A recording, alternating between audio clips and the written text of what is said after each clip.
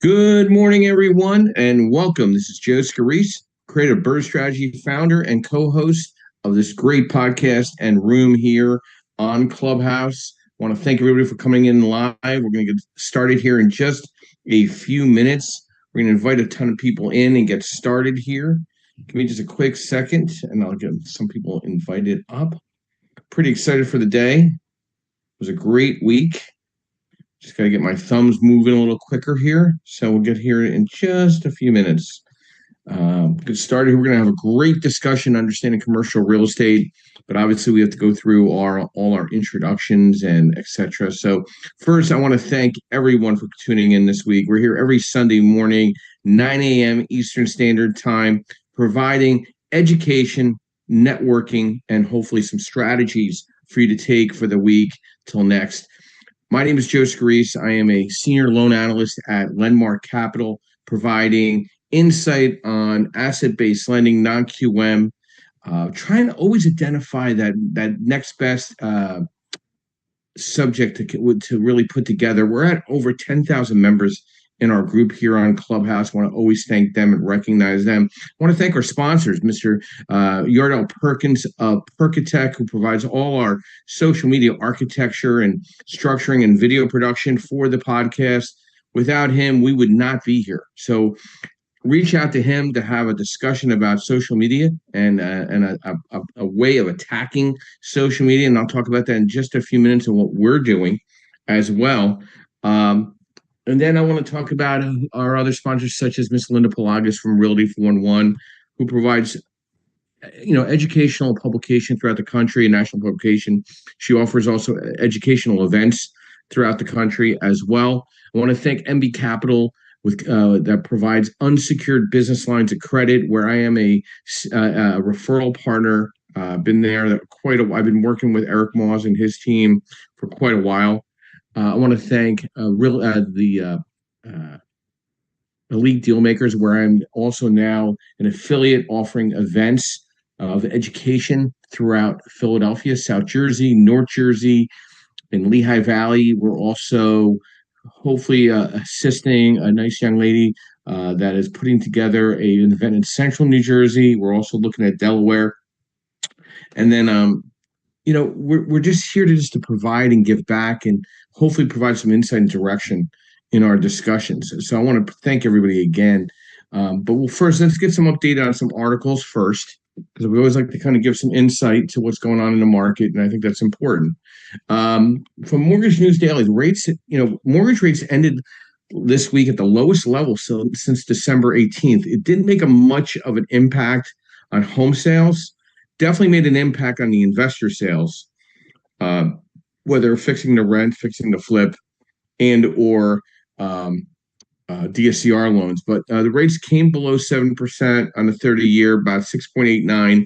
Commercially, we came down about an eighth. We're somewhere between 6.75 and 7.125, depending on leverage, depending on credit, and depending on the asset type.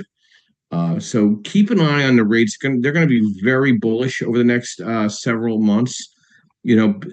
Building permits staying fairly calm as housing starts to whipsaw a little bit. Refinance applications still near best level since October, but I think a lot of that is on the investor side. I think we still have to yet see what Doge unveils with a lot of the fraud that's out there in the government and thinning up the government costs. Mortgage delinquency rates decreased in January. Home price growth has slowed, but high cost economic worries have some buyers, retreating. So that's where the investors are kind of forging forward. Single family builder rent construction falls back a little bit, but I think that a lot of those developers are going more toward the opportunities in the conversion space, office, retail, or commercial, going to residential mixed use. So that's an opinion. I could be wrong. Another article that caught my eye that I think maybe keep an eye out, digging up zombie foreclosure data for quarter 1. Some around 1.4 million residential properties in the U.S. remain unoccupied. I'll be posting that article today. I thought that was an interesting scenario as well. So again, a lot of things going on. I've been various places actually in the last, week. I've been in Connecticut, I've been in New York, I've been in PA, I've been in New Jersey. I went to a great event yesterday within the Sub Two community in New York with a great group of guys, Chris and Miles. They put this great event together on Fifth Avenue, up on the third floor at the Compass Real Estate office. We had about 100 people there networking. There was a lot of excitement, a lot of discussion about door knocking and creative ways of getting in front of people. I thought the event was well run. Everybody was involved. A lot of questions going back and forth. Good questions, not just like silly questions. Um, I also met with guys from the Connecticut RIA. Hopefully, we'll be hosting an event in Connecticut on behalf of Connecticut RIA at our offices in Westport, Connecticut at Lenmark. Very excited about that discussion. Some of the RIAs are understanding they have to evolve with the market and change with the market. And I think that's a very smart move for them because they don't get ahead of the game, they're going to get behind the game. And a lot of these smaller investor groups are kind of creeping up. Then I spoke with a group of investors yesterday as well. We're looking at the Delaware market as well to putting together an educational portal event on a monthly basis. So I'm excited about that discussion. But I think this is a very unique opportunity to put together a good group of experts in a lot of circumstances. And today I met Antonio. I think it's got to be over 6 years ago because I'll be celebrating my stroke survival May 15th, 2019, the sixth year, this coming up May. So I met him before that. So at least I've known Antonio DiCianni for over 7, 8 years. We did a bunch of panels together discussing, commercial real estate with himself and his partner, Glenn. And then we had another great guy that was from MW Law we discussed syndication back in the day. Nershan Mashant, or I forgot his name, but a great attorney. We had some great discussions. But so I asked Antonio to come on here, introduce himself, and then I'll post some questions to him, and then we'll open it up to the audience. If anybody would like to raise your hand and put some questions to Antonio or any of our other moderators, I would greatly appreciate it. Antonio, good morning and welcome. Can you hear me? Okay. Yeah, man. How are you? Good. It's been that long. And it's been a long time. I met you at Andy's Diner. That's got to be what, 8, 9 years ago? And about a long time ago. And about 150 pounds ago. So yeah. You look at me, looking slim and trim right now. Trying go to the gym every day. Taking care of my health is a priority, as you know.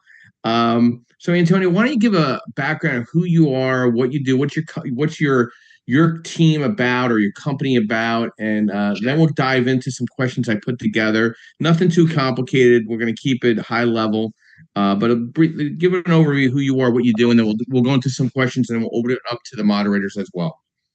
Cool. Thanks, Joe. Yeah, good morning, everybody. Good to connect with everybody here today. My name, like Joe said, is Antonio DiCianni. I am a founding partner in a company called Suburban City Group. We're sort of a collection of we like to call modern real estate companies. So our core background, our core business is brokerage, commercial brokerage. So we built a platform that kind of operates in a boutique space. Small firm, about 7 people, number of agents, and then support staff. We focus mostly geographically for the majority of business that the brokerage firm does. We really take sort of an advisory approach to how we operate. So I have a pretty deep background in investment management, real estate investment management, asset management, and development. And part of our platform is also focused on that, developing investment and development deals, mostly in the multifamily, mixed use, and built for rent space. But we leverage all that background, bring it into the brokerage side, and take really, like I said, an advisory sort of consulting approach to brokerage. So sales, leasing, and consulting throughout the process. So mostly focused on Philly and the surrounding counties, into Jersey, Delaware. But we've done deals across the U.S. Just sort of depends on what. So Antonio, let me dive into this. So you don't really have boundaries when it comes to commercial real estate as a real estate agent, correct? Like you could do a transaction almost in any state in the country if it makes sense because of the way the commercial environment works. Can you give us a little how that works a little bit, and how that it doesn't translate the same way with the residential investor, realtor, Yeah. agent as well? Yeah, so from a licensing law perspective, you're still restrained to the states in which you're licensed, whether you're commercial or residential. However, on the commercial side, it's a lot easier, and we've done this, developed relationships and partnerships where we can leverage partner licenses in other parts of the state, other parts of the country, excuse me, in other states. On the investment and development side, when we do things principally, not acting as a broker for a third party for client, then there's no boundaries whatsoever. But if we're doing business in other parts of the country, we link up with people in our network that we've developed over the course of years and years, that allow us to basically partner licensing wise, and get deals done. There's also third party services out there that allow you to do that too. That you can just sort of pay a fee and work through. But there's ways to do it. It's much less restrictive. There are still rules that you have to follow, but it's much less restrictive on the commercial side.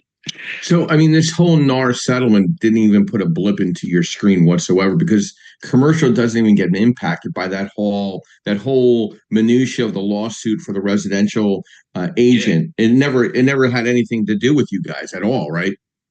No, I mean we've always the commercial world always operated in a different way anyway when it came to commissions and fee agreements and representation. I mean, day one, we're getting fee agreements signed and representation agreements. Just depends on what we're working on. But whether you're a buyer or a seller, like that's commonplace. That's every day.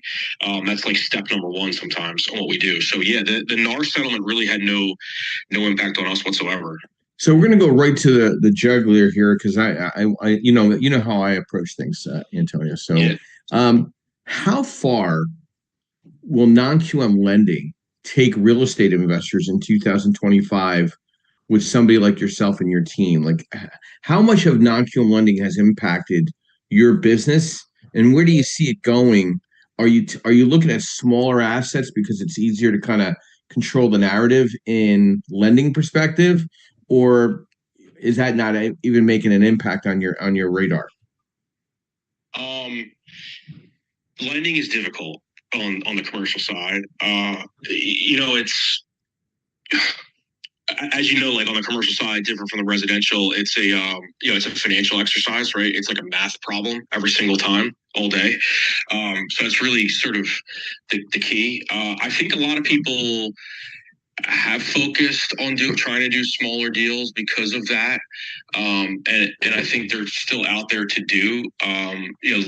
Like liquidity is there, like cash is there to put out, both on I think the debt and the equity side, but it's difficult. It's so difficult with where treasuries are at, and the indexes has moved obviously, and occasionally spreads that to do deals. So like those big deals are getting done by big, really qualified, highly liquid, different risk profile type groups. But like the private capital world it's difficult. So yeah, I would probably say there's been some shift to doing some smaller deals.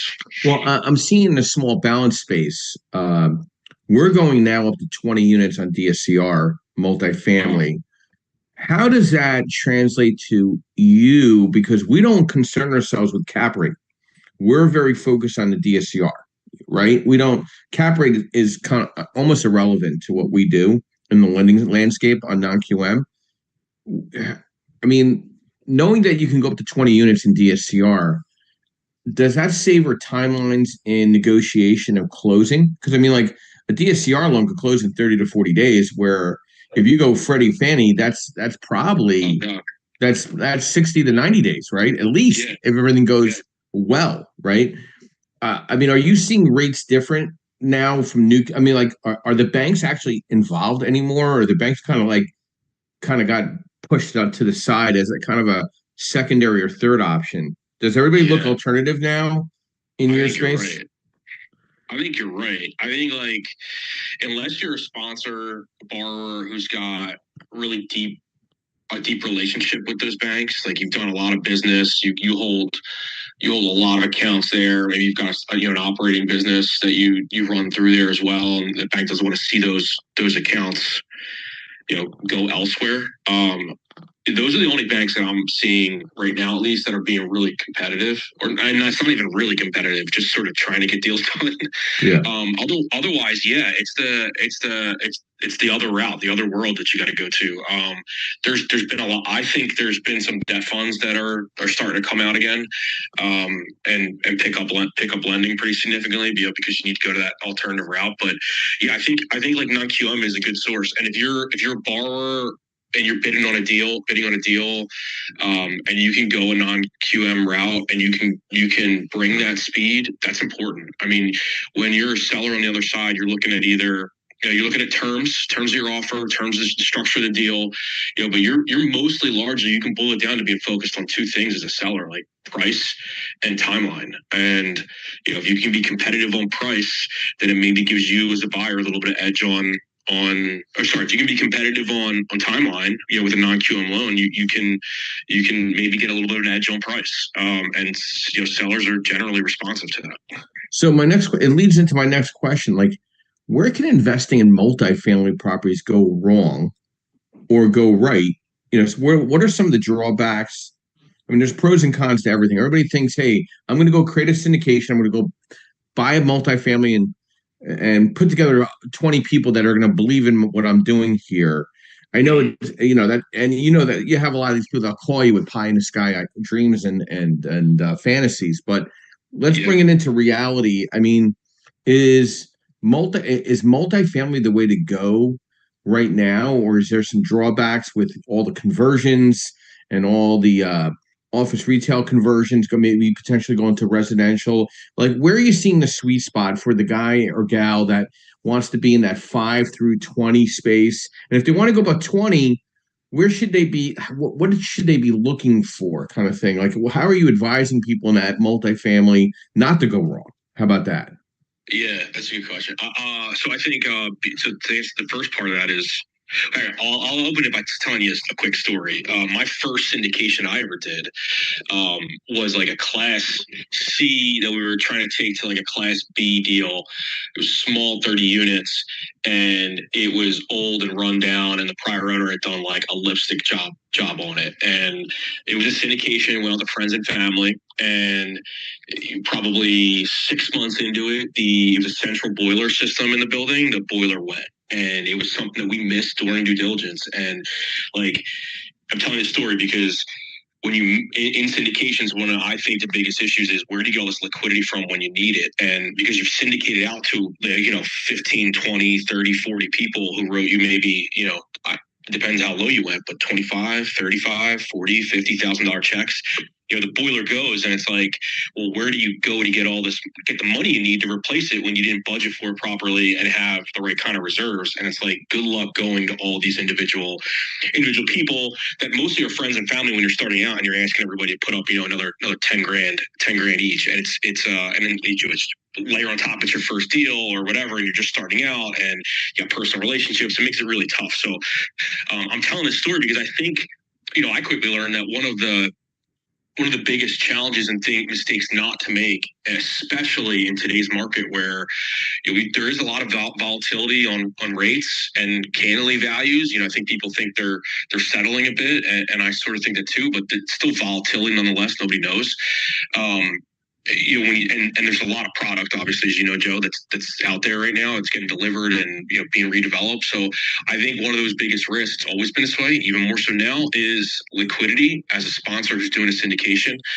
So I think you mitigate that by being a little less aggressive on your leverage, bring a little bit more equity to the table. Go a little lower leverage, make sure your coverage. I mean, if you're doing a DSCR loan and you know where your coverage needs to be, but maybe don't get so aggressive. Go out and raise a little bit money for a couple more people. Be a little aggressive, have a little more reserves so you can manage around that stuff. I still think if you're doing deals today as a sponsor, once again, that 20 to 30 space, I still think if you're doing deals today, just good quality, I personally like Class B and A minus assets.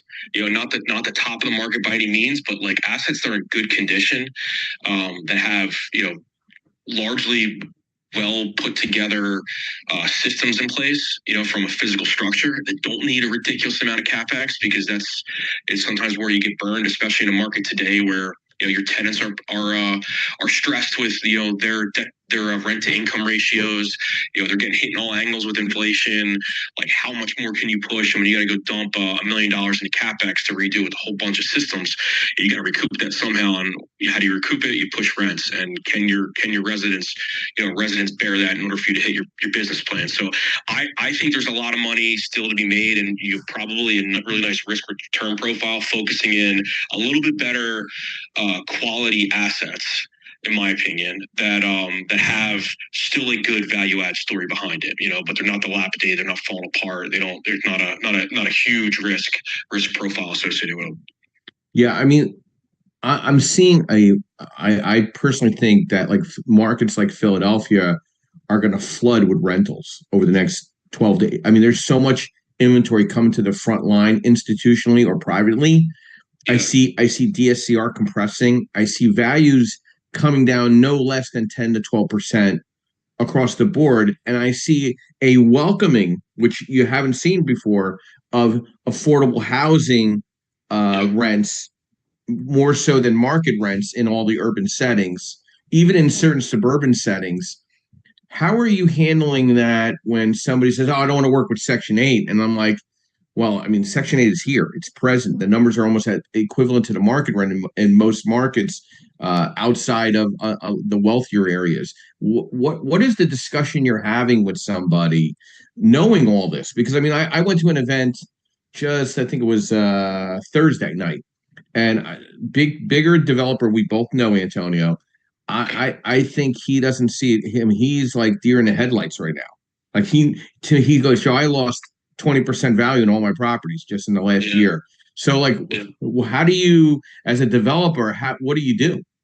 I mean, what are you doing here with all this rental compression? Are you discounting everything? Are you looking at Section 8 as the alternative? Like, what are you telling your clients right now in the multifamily, small balance, light mixed use? I know you and I talked a couple of those in the past bit, but what's your thoughts on what I'm thinking about, especially like a market like Philadelphia, which is kind of relative to 20 other cities in the country? Yeah, definitely. I mean, Section 8 is a great route, and I don't know if you're seeing more people consider that and start to explore that never have before, because I think that's a great potential solution. I think it depends on the asset you have at hand, like what kind of product you're dealing with exactly, and where's it at, and did you have a certain type of business plan? How's your loan structured? Because that kind of plays into it a bit too. So you got to look at, I really got to take a well-rounded approach to looking at how you pivot to that. But I think that's a great potential solution, and I think people are doing that for sure, like shifting towards that.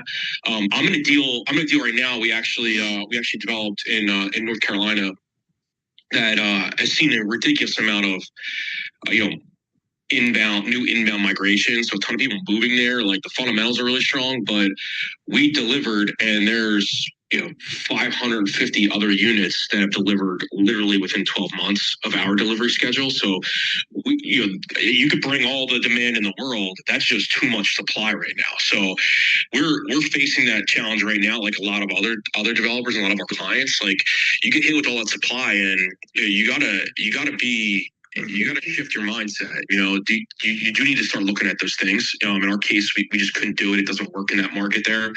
But you start looking at that. You start thinking about, okay, I need to be competitive on my rents. Like, what else can I do? Concessioning obviously is something big. If you structure your concessions right, you can have them burn off and carry as resident credits, so it doesn't impact your top rent roll. After a couple months, nobody even knows it was there anymore. You get creative with other incentives, like you do, gift cards and, car wash packages and like all that kind of stuff.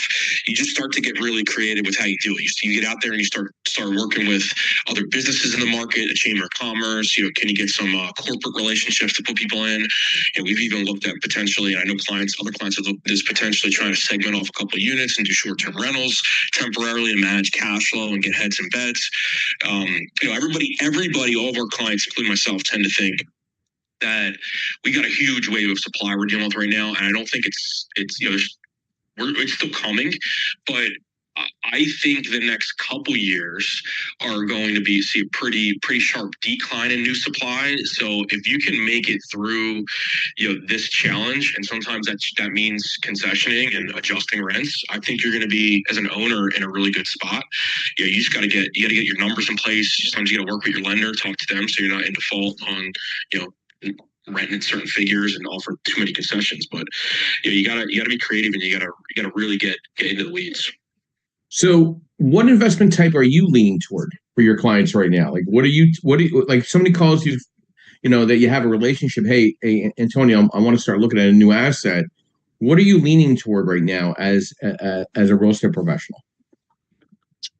So in the commercial space, I think I really like, for our clients, and a lot of our clients like small bay industrial, small bay flex. Think about like your contractors, your plumbers, your electricians, your small business users that aren't the Amazons of the world, that don't need, 100,000 square feet or even 20,000 square feet for that matter. Simple boxes with a garage door that rolls up and a small little office. Your heart of America type business. I think, a lot of our clients, and I personally, have liked that recently. And I think with the new administration, I think there's a good bet that that's gonna stay strong. So I really like that as a product type when people ask me that question. I also tend to like mixed use. I mean, I've always liked mixed use, because I think you get a nice balance, especially in Philly and the suburbs. You get a nice balance of two asset classes, obviously, especially if you got kind of some retail going on and some commercial. Retail in suburban Philly has been pretty strong. Everybody focuses on building new apartments, and developers tend to drop off on the other types of products. So I think that's a good opportunity as well. So my wish list with the executive board I had with a discussion this past day, I was up there on Friday talking with them. My wish list is to get a mixed use product, 2 through 8 or 2 through 10. The concentration shouldn't be more than 30%. I mean, even if we have to go with a DSCR of like 1.35 to justify leverage, maybe up to 70% with 30-year money, it would be extremely competitive, because I think there's a lot of downtown corridors outside of markets like Philadelphia, like the surrounding towns, like, the Collingswood-like type of towns, and the Ardmore kind of towns, that you have 4 residential and 1 storefront. That storefront is going to stay rented because the community takes care of that area. So like, I'm trying to kind of get that on the front line. It's going to take a little while. We have a better chance of seeing a 20-unit multifamily DSCR loan than a mixed use, because of the concern of emptiness. I mean, how do you? This is going to be one question. We're going to move on to construction lending a little bit, and then we'll get it open to the moderators. But what do you talk to somebody about? Hey, listen, this is a great spot, but the commercial unit is empty. Like, how do you sell that to somebody? As a real estate professional, knowing, like, let's go down to South Street right now, and Baskin Robbins was there for 38 years. What do you tell the person that's going to buy that building? You know what I mean? Yeah. It's empty now. I mean, like, if you're, most like investor agents tend to come from the residential space, so that you can wrap your head around the apartment side, right, or the fix and flip side. Like, the commercial side, it sometimes becomes a new, whole new unknown world. So I definitely get it. That's a common question. I think you gotta working with an agent who does that kind of leasing, or just connect with somebody about it, is key. Just like you would residential comps, look at those lease comps. See where, if that Baskin Robbins moved out, just, where were they paying rent? What's the next couple storefronts next door that have leased at? What have they leased at? Underwrite conservatively to that. Make sure you budget appropriately for the things that go into commercial leasing. Your leasing commissions are much different than residential. Sometimes you have tenant improvement allowances that you have to give your tenant. You got to do some fit out work for your tenant to get them in there. But the trade off is, sometimes if you can get a good tenant, you get a 5-10 year deal with increases, and you're not dealing with turnover. You've got a really solid core lease in there. It's sometimes it benefits, depending how you did a dynamic. Sometimes it benefits your residential above, and vice versa. So you really got to get comfortable looking at all the data, and you got to underwrite conservatively, budget correctly for a period of vacancy while you're trying to lease up, budget correctly for the costs associated going with trying to lease that space. But in a good market, talk about South Street's a good market. I mean, those vacants don't stay long for that long. I'm hoping so. I'm hoping the case. I mean, at Head House Square, I mean, it's just a shame what's going on down there right now. So I hope, over the next 24 months, I mean, the restaurants are filling here and there, but it's still, I mean, how many CBD stores can I buy weed from? You know what I mean? One of those. I guess that's my other question. That's my other comment. Don't lease to one of those because there's like. I mean, come on. I mean, like, I could buy a pipe everywhere I go. It's like, what do you do here?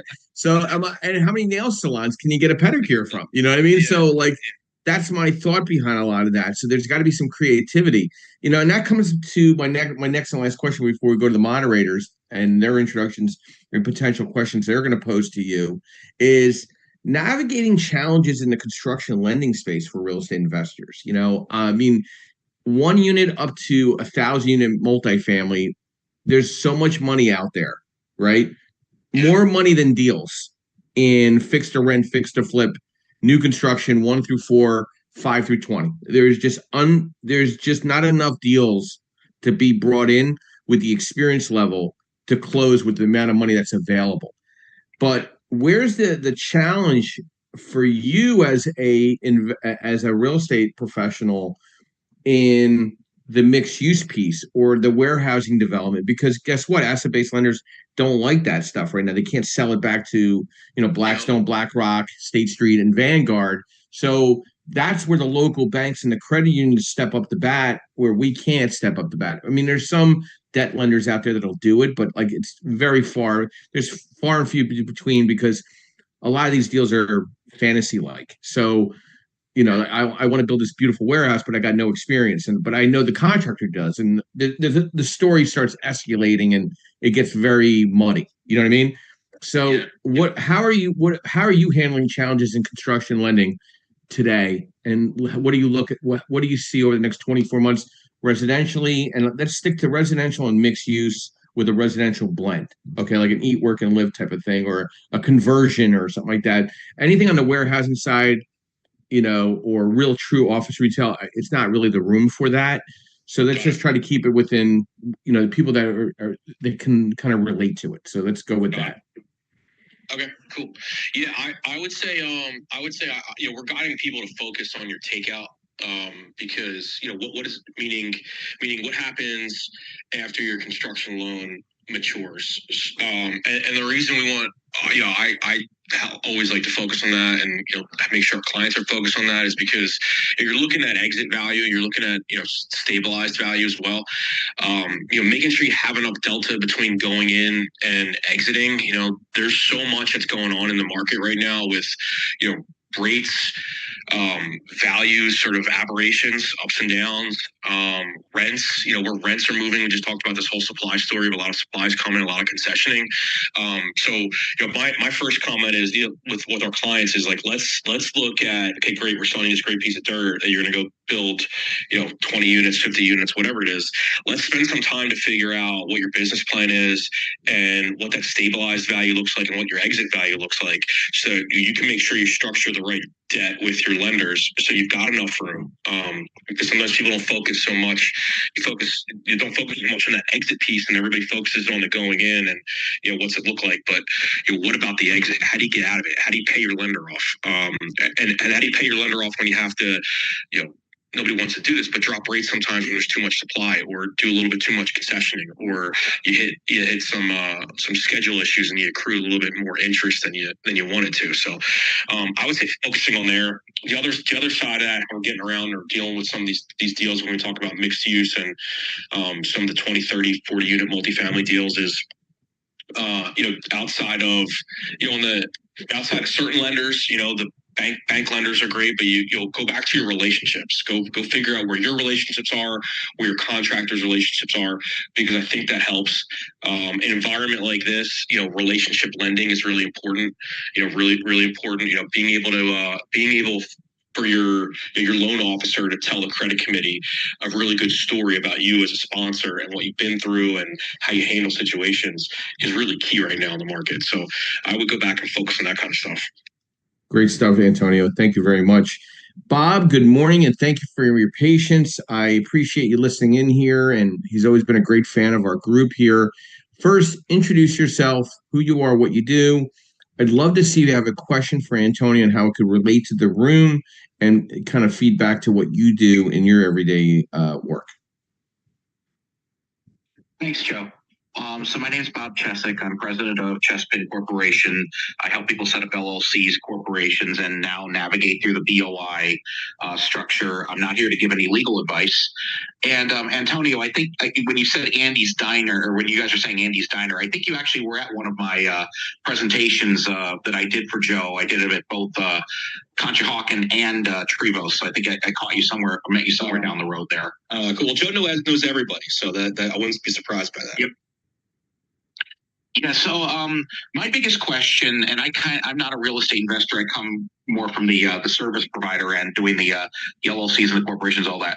My question to you is, when somebody comes at you with a deal, what's the one biggest mistake you see people making when they're trying to put one of these deals together with you?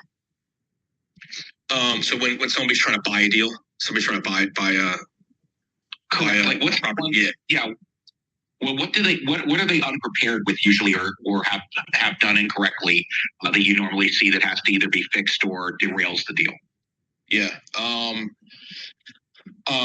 When somebody's first starting out and they're looking at something, I think they're missing. Most people miss the how you actually operate component. Because in the beginning, when you're just starting out, everything's just numbers on a piece of paper, right? Like you're putting a whole lot of numbers on a piece of paper, and you can massage it and make it work, right? Because garbage in, garbage out. Like you're plugging numbers to make it work. But how it actually operates and how you actually are able to, run a 30-unit or 40-unit new building or mixed-use community that you built, like that's a whole different story. So that's probably the biggest. The second, if I can answer too, if that's all right. Yeah, go ahead. The second and close to it would probably be structure. So if you're a new syndicator or a new sponsor, you haven't done this pretty consistently, or maybe it's your first time. We've seen a lot of clients come to us and not have their stuff together, if you will. So, and what I mean by that is all that back end stuff, the administrative stuff, how you actually structuring the deal. Where are you going to get your money from? How are you going to get your money? The physical legal structure, all your entities in place, and if not having done it already, what's your plan to get it done? Like demonstrate to me, to the client, to the seller, to the whole team here that you have your stuff together and know how to execute it. Because sometimes it's okay if you're starting out and you're fresh and you're young and this is you're new at doing it, but demonstrate that you know what the next steps are. And sometimes structuring entities, the legal component of all, gets overseen. Thank you. Bob, are you going to have a room after this as well? Yes, I'm going to do a room as soon as this one closes. I scheduled it for 10, but whenever this is over, the BOIs were approved by the courts, and there's a deadline set. So we're going to be talking Corporate Transparency Act, the new deadlines, and going to be talking about Delaware's response to Elon Musk, which is a whole other world we're getting into now. Well, and that leads to a question I have for Antonio too, Bob. Perfect timing. So, Antonio, in regards to Doge and government overhaul and its ripple effect on the real estate investor, how are you seeing it 30 days in right now with your clients, and how are they reacting to it? I mean, I'm seeing all positive. I'm not seeing a heck of a lot of negative. I mean, the media is trying to, I guess they're talking to themselves in the mirror, because anybody I talk to, they're ecstatic about peeling the onion. So what's your thoughts on this, and how you think this is going to impact over the next 20, because they can't do anything against Doge for 18 months based on the executive order. So I don't think people realize that whole thing can't be touched by Congress for 18 months. Yeah. I mean, I feel the same way. Everything I've been hearing and everybody I've been talking to is pretty positive. I think the impact is probably more significant in the like DC, Virginia, markets, but in general, it's definitely going to be an impact. And but I think everybody thinks it's positive. Like cut the waste, peel back the onion. I don't think there's going to be an issue with that. I mean, the next question becomes, what do you do with all those buildings? And I think multifamily is probably the logical next answer. But I think it's positive in general. Well, I think a lot of these government buildings could be converted to some form of medical senior related stuff like assisted living, hospice, that type of direction. Because I don't think we really have enough of that. And those buildings are set up more into that direction than converting to more multifamily. You'd have to tear those things apart. You wouldn't be able to run the piping the right way. So, I mean, do you see some of that, the senior stuff? Because we're an aging country, of course. Do you see that coming to the front line as well? You're seeing more inquiry on the senior environment, whether it's hospice related, assisted living facility, some type of facility of senior care. Are you seeing that coming present right now? Yeah, I think that's definitely happening. It's definitely happening. Medical's a space that we've seen pretty strong, and that's a really good use for a lot of the old vacant office space that literally can't get leased or sold. And medical tenants, medical operators tend to invest a lot of money and be very sticky. So that's a really good use for a lot of those spaces. The seniors housing and skilled nursing and 55 plus and aging care. There's definitely a need for that, no doubt. You need to be a little more skilled, specialized operators. So we see a little bit less of the inquiry from it, but I think you're right. They can hit the nail on the head. That's a great use for those buildings, and I think that's something that we're going to see more growth in. So we'll go to our next moderator, Mr. Chris Caggiano. Brief overview, who you are, what you do, and what's your question for Antonio this morning in regards to commercial real estate? Hi, my name is Chris Caggiano. I'm president of Grand Oaks Funding, based out of New York, licensed in New Jersey, Pennsylvania, and Florida for resi, do commercial also. I do business with Joe. I love the process. It's so streamlined. It's a pleasure doing business. We run on a lot of events together. I'm also a realtor, taking care of New York, Staten Island, Brooklyn, Manhattan. And I'm really curious to know more about that DSCR loan, 20 units. That would be awesome to see. Not have to go to a regular commercial lender because they take so long to get loans closed. But I'm really excited to hear about all these different topics this morning, and especially in the investor side, because I think that's where the basis of the business is right now. Do you have a question for Antonio this morning in regards to anything we're discussing right now? I think we covered a lot. I think I'm good right now. But enjoying the conversation, listening in, and look forward to being here, every Sunday that I can make.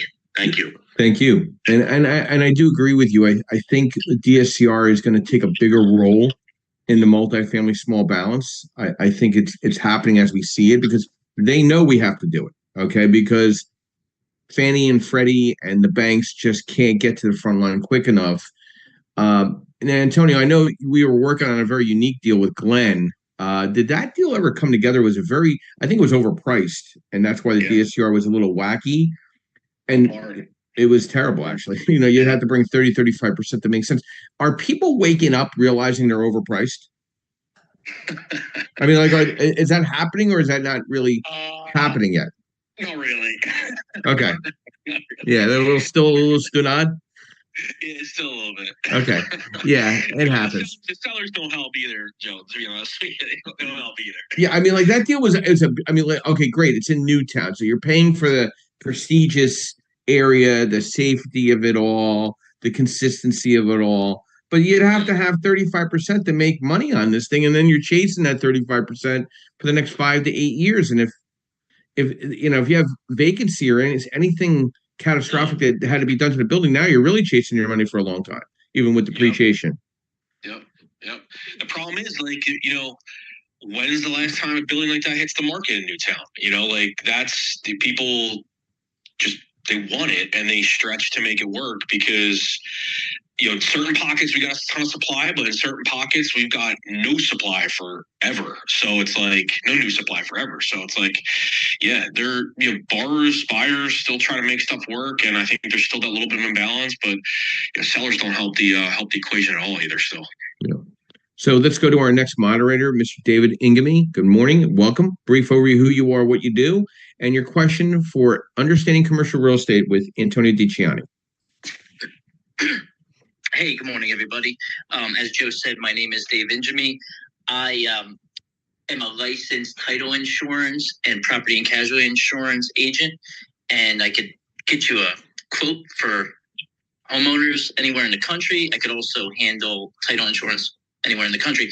And most recently, I joined Joe Scarice's team. I am helping him to process loans, and in the near future, I will be also writing some loans for people who need that funding. So I think it's a great conversation. I don't necessarily have any questions for the moderator, but or for the speaker, I should say. But I can say in the last 3 weeks after joining Joe's team, I am talking with more and more investors, and the difference that I see from one side to the other, meaning from the investor side to the primary homeowner crowd, is like night and day. There is a lot of activity on this side of the fence.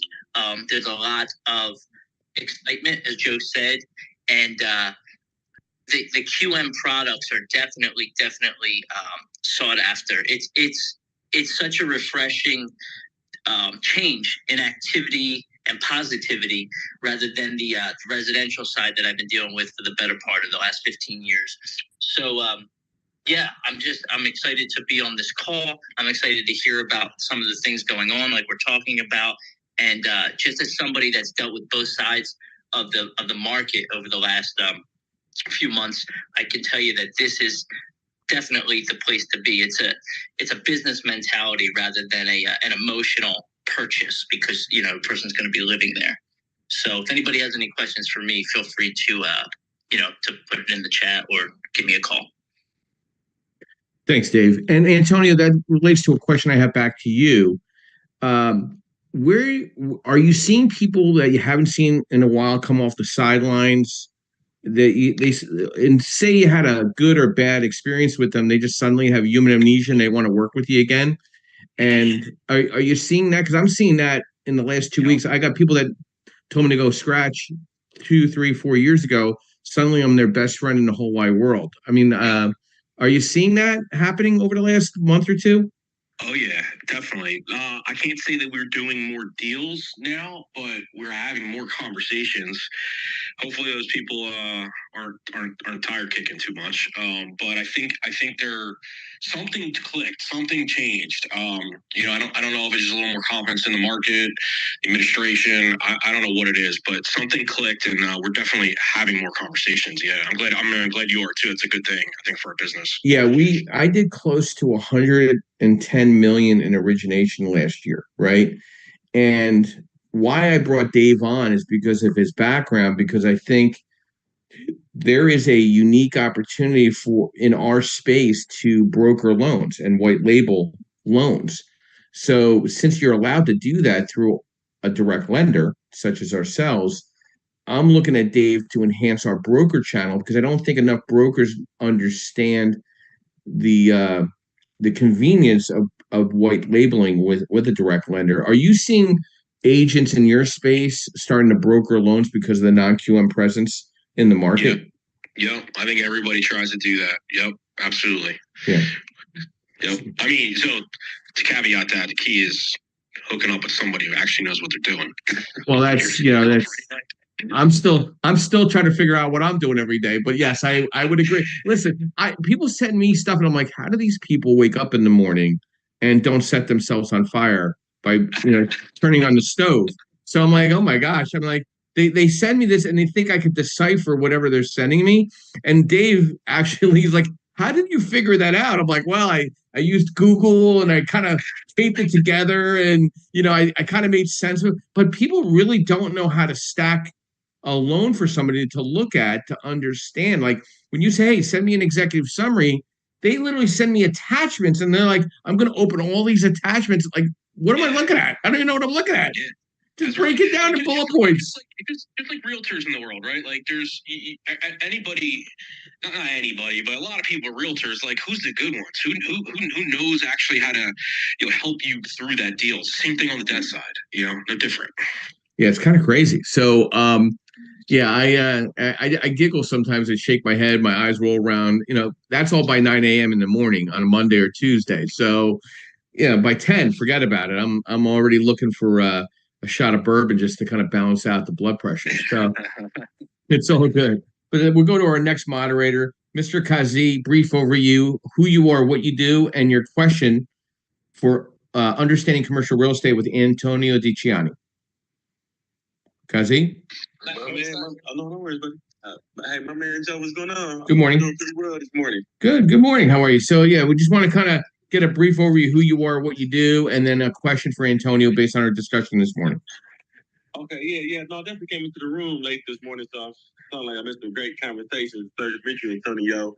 I'm Anthony Casey, based out of Wisconsin, affordable housing developer. Work in a few different markets, and our main focus is really just new construction with long-term housing tax credits. That the reuses, marrying historical tax credits with low-income housing tax credits, and naturally it's affordable housing as well. So you really didn't have a question, but just want to see. Tony, I'm curious though. What kind of lender are you, or what part of commercial real estate are you in?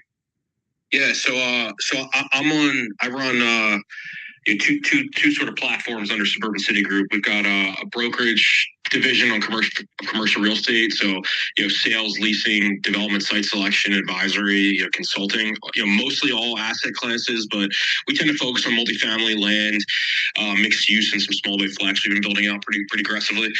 And on the other side, I do development investment work, both on the principal side and then working with co-sponsoring with people who want to get started and structure the right way. And we focus on that platform on mixed use, multifamily, and built for rent. That's pretty awesome. What markets are you in? I'm in suburban Philly and coastal Carolinas. Okay, no, it's pretty awesome. Yeah, we haven't worked on markets before, but no, I definitely shoot you a message offline and see if there's a way we can collaborate, across some of these other markets. But I haven't worked in Carolinas or Philly, but I guess some interesting stuff happens, over there for sure. Yeah, cool. That's great. Yeah. Nice connect with you. So, Antonio, we're coming up against the 10 o'clock hour. Just want to still get some questions for you here. So, if you were a licensed real estate agent and you've been on the residential side, you're seeing home ownership flattening a little bit, and you want to kind of dabble into the investment space, what would be the best advice first to a real estate agent that would like to take on some investment channels or commercial real estate channels? What lane should they stay in so they don't kind of go above their pay grade kind of thing? Yeah, good question. I would start with the product, what's closest to the product that already, and I think selling single family rentals is a good route to start in my opinion. Most people, if you came from being a residential realtor, know how that product works for the most part. Now, when it becomes a rental, there's nuances you need to learn. But that's probably the closest to what And if you're going to shift lanes, put your turn signal on. Meaning talk to people, learn some things. Don't just dive into it and pretend like you know how to execute it, because you're going to get messed up and trip along the way. I would do things like this. Jump on channels like this, watch YouTube videos, talk to guys like yourself, Joe. Learn about how they finance. If you don't know it already, how they finance, and the things that your buyer and seller both need to be aware of from a financing perspective, which is sometimes the most critical piece. Obviously, a critical piece in the transaction. Talk to an appraiser, learn about how they're going to value the asset a little bit differently, maybe a couple different approaches than your normal residential sale. You'll get comfortable with the leases, that kind of thing. And my question for the real estate investor that's listening in, they have 5 to 10 properties, single family through 2 family, and they want to scale. They want to, either get rid of the W-2 job that they have and supplementing it full-time into real estate. What are some of the suggestions you have as a real estate professional to take that individual to scale and get them to a level where they could supplement their income? And what would be an approach that you would do to sit down? They have the liquidity, they have the credit, they have some of the experience that they need. What would be some steps that you would do sitting down with them to take them to the next step? Yeah, good question. I would start by trying to figure out, breaking down, let me put it that way, breaking down those short and long-term goals, and really getting in the nitty-gritty of the financial piece of it, what you're looking to achieve and why, and break that down on both like, a 3, 5, and 10 plus year periods. I think you got to break it down so you can kind of reverse engineer and work backwards on how you put out money to get there. And then from there, I would help the client define what investments and how well of a balanced portfolio you need to build to achieve those things. Define your, as people call it, the buy box. Define where you need to put that money into to help achieve those goals, and then be really, really strict on your buy box. It's got to have a really compelling reason to go outside the buy box, but really focus on staying within that buy box, and then go look at a million deals. Look at a million deals with on the passive side, the active side. I like to guide people who are trying to transition out of a W-2 into the passive side, to be candid with you. Let that W-2 generate you the cash to go drive back into passive investments. Keep that W-2 throwing cash, throw it back reinvest it into the passive investments according to your strategy, according to your buy box that we develop. And then before you know it, you're there, you're ready to transition out full time. If you want to take an active role, take an active role. I just think people make a huge mix up by trying to be too active on a W-2 and don't realize the amount of work that goes into running successful active investments. But work on the buy box, look at a million deals, get comfortable. Once you see those deals in the buy box, you pull the trigger, and there's no doubt about it. It's in your buy box, it aligns with your vision and your strategy. Great stuff. And then what's the best way to contact you, reach out to you, set up a call to action discussion, direction, team up with you and your team as well to kind of start identifying opportunities? Yeah, absolutely. Thanks, Joe. You can reach me Antonio at suburbancitygroup.com, or on my cell 215-962-7373, or hit up our website www.suburbancitygroup.com. You can check out all the different sort of platforms we run, and there's links there to get in touch with us, schedule calls. Happy to talk with anybody about really anything. Just getting started, picking my brain. Maybe you're working on a deal you need some assistance on, or you need the right people, put in touch with the right people. Happy to help in all those regards. So I want to thank Antonio DiCianni for coming on this morning. This was kind of a thing we put together. It's hard to get together for the mastermind discussions, with all the elite deal maker events we're having. We're actually booked out with speakers till June at all the events. That's great. Except North Jersey. So we're working on North Jersey now and building that out and getting that set up. Funny enough, we actually have a white label course, how to teach professionals how to broker our money and white label our money. Our next class is actually March 15th up in Hasbrook Heights, New Jersey. So we're doing a North Jersey event on white label marketing. And then in April 26th, we're bringing it back down to South Jersey. We're going to have it at First American Title in Haddonfield, where we're going to be providing white label training, how to broker loans, how to underwrite deals, how to understand DSCR, understand fixed to rent, fixed to flip, multifamily, new construction. Both are on Saturdays. So if you were coming in, you can come Friday night, stay over, come to the Saturday event. It's a full half day. We start around between 9 and 10, and we get done around between 12 and 1. So there's plenty of opportunity to educate yourself and have another opportunity of being a smarter real estate professional and understanding the backbone to lending. The class we had in Philadelphia, I think last month, we had 45 people, a lot of excitement, and a lot of really great questions. And you want to come there and you want to be humble. You want to kind of really take in the information, because it's so beneficial to understand non-QM at this point, and understanding where, if you could talk the language in non-QM with somebody like Antonio, he's going to be a little more responsive when you're on the phone with somebody and he doesn't know you from anywhere, right? I mean, Antonio, let's be honest. The conversation, the initial conversation is so important. People don't realize, like, when they call somebody, introduce yourself.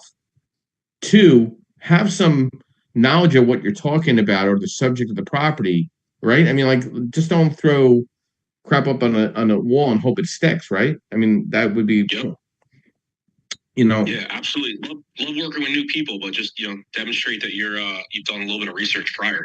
Yeah, they think you're telepathic and you have a crystal ball sitting next to you, and sometimes you're like, did I miss something? You didn't even. I don't even know what your name is. I'm like, okay, So, but I really appreciate you coming on today, and we're going to have another follow-up room with Bob Chesek this morning.